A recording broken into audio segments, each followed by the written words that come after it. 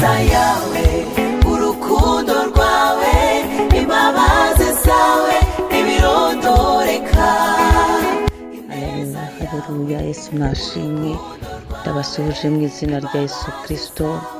Bene data tubana muri umwanya wa niba turi aho uri hose, waba uri hano mu gihugu cyacu cy'u Rwanda, bari mu bihugu bitandukanye ku migabane y'isi itandukanye, Yesu Kristo nashimwe. Bakristo b'itorero Elayon Mountain Church mu Rwanda, nshuti zanjye, Yesu Kristo ashimwe cyane. Iki gitondo tunejejwe n'Imana mu mitima yacu. Imana yongeye kutugira neza, izinze ijoro izingura amanywa, iravuze ngo baho ubayeho. Ibyo ujye ubiha agaciro, nta mwana w'umuntu wabibasha, nta n'ubigiramo uruhare.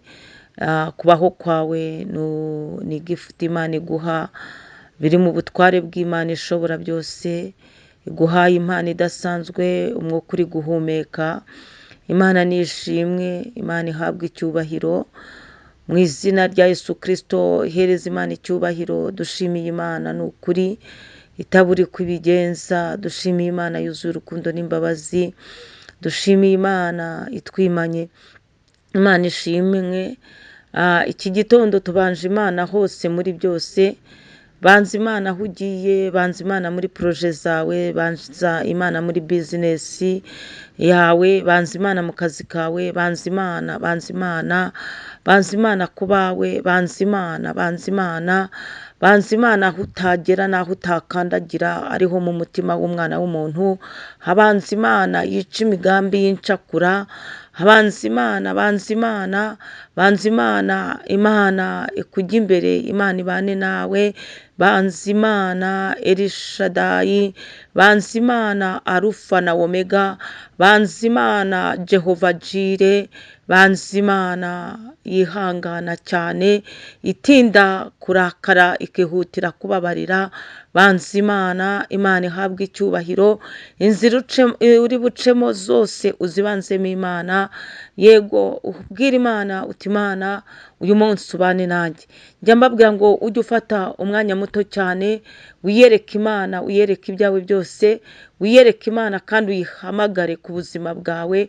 Wereke Imana gahunda zawe zose ufite, nurangiza Imana uyishyire imbere yawe, igende gutegurira imitego. Yesu nashimwe. Iki gitondo tunejejwe n'Imana mu mitima yacu. Tukiri muri teme yacu yitwa inzira ncamo, inzira ncamo, inzira ncamo. Muri kumwe na Bishop Leonira, umushumba w'itorero Elayon Mountain Church mu Rwanda. Mu gitondo numva inyoni ziririmba, zihimbaza izina ryawe Mwami. Nanjye ndaririmba kugira neza kwawe, ineza yawe ntirondore. Munyemerere rero twongere dusome ijambo ry'Imana, igitabo cy'umuhanuzi Mika. Ni mu bahanuzi bato, ibice ni 6. Turasoma umurongo w'8. Ijambo ry'Imana titire riravuze ngo ibyo Imana ishaka ku bantu bayo. Imana nishimwe cyane. Mu nzira ucamo hari icyo Imana igushakaho. Mu nzira ucamo ni mu mibereho ufite. Mu nzira ucamo ni muri gahunda zawe ugira umunsi ku munsi. Mu nzira ucamo ni mu byemezo ufata ugafatira imibereho yawe.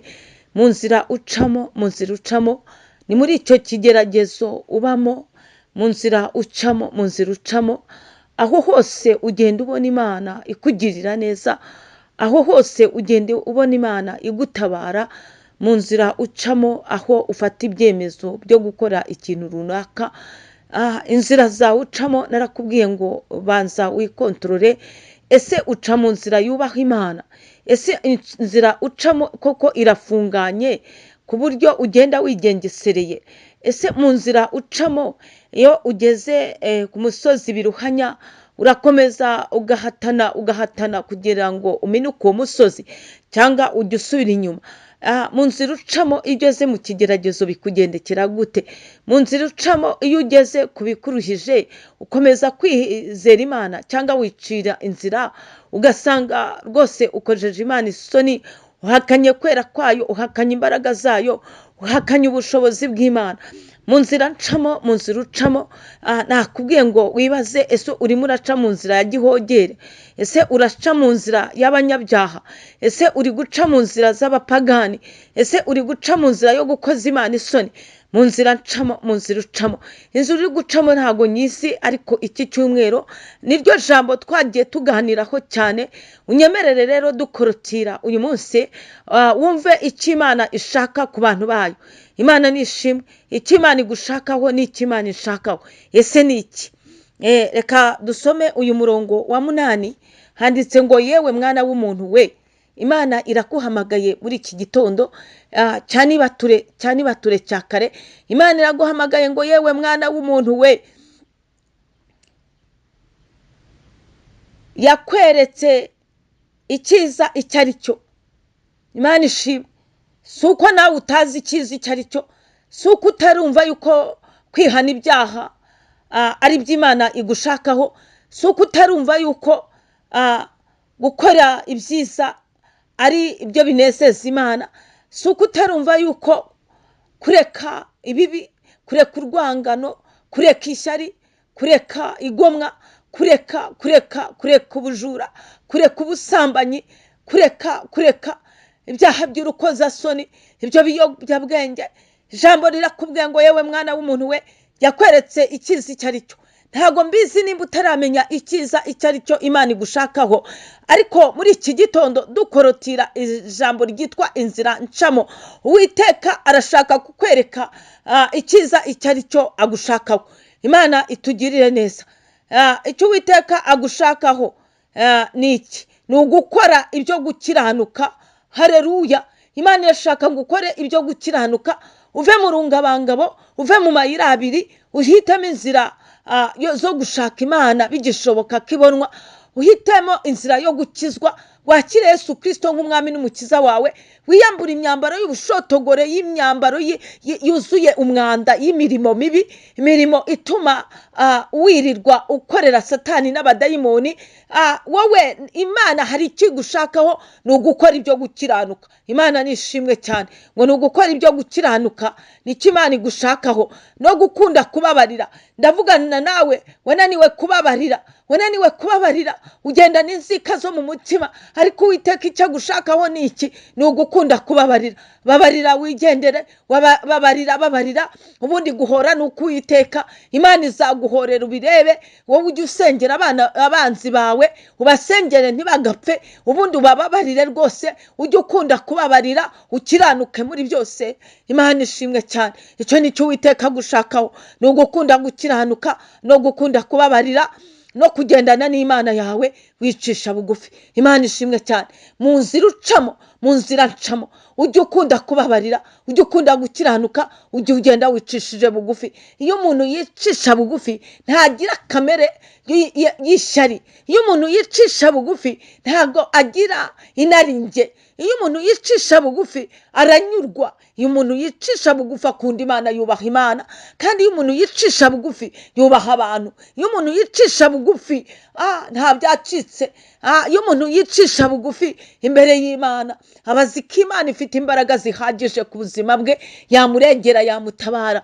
Ngo icyo Uwiteka agushakaho ni iki? Ntago Uwiteka akeneye amapfizi, ntago Uwiteka akeneye intama 1000, ntago Uwiteka akeneye yewe imfura yawe ko wayitangaho ikiguzi, cyangwa se ko watangaho impongano, ibintu runaka. Ntago ibyo Uwiteka abikeneye. Nta kintu na kimwe Uwiteka wakora ngo bimurutire gukiranuka no gukunda kubabarira no kugenda wicishije bugufi no kugendana n'Imana yawe.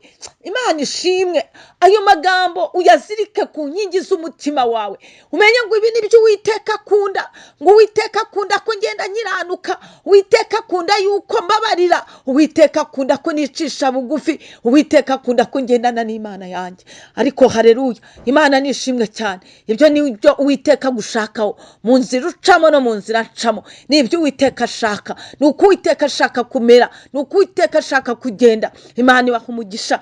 Shalom shalom, bifurije kuzagira weekend nziza, kandi uyu munsi nabwo abagiye mu kazi muhahe muronke, abafashe isafari mugendane n'Imana yanyu mwicisha bugufi mukiranuka mubabarira.